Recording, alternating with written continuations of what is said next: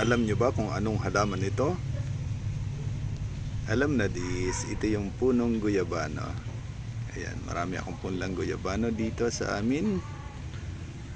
At itatanim ko ito sa aming munting bukid. Ayan.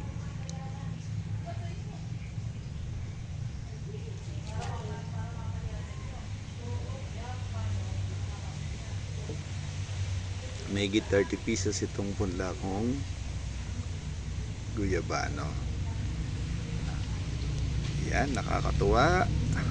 Ito yung mga punla kong sweet guyabano.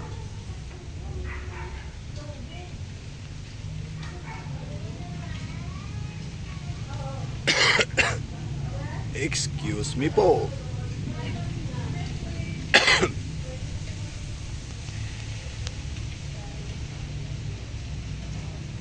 Yun, sa mga kaibigan natin sa YT, sa YouTube, at sa mga kaibigan natin sa Facebook. Ayan.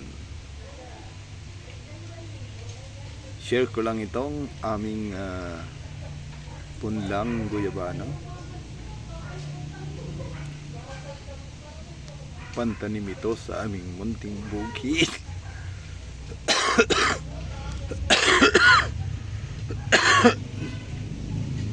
Excuse me po. Ayan, medyo namamala tayo.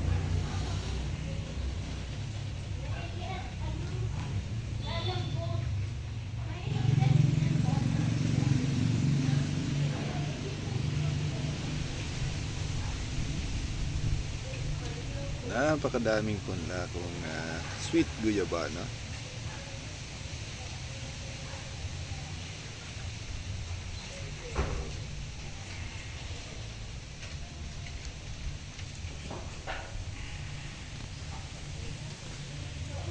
Thanks for watching. God bless everyone.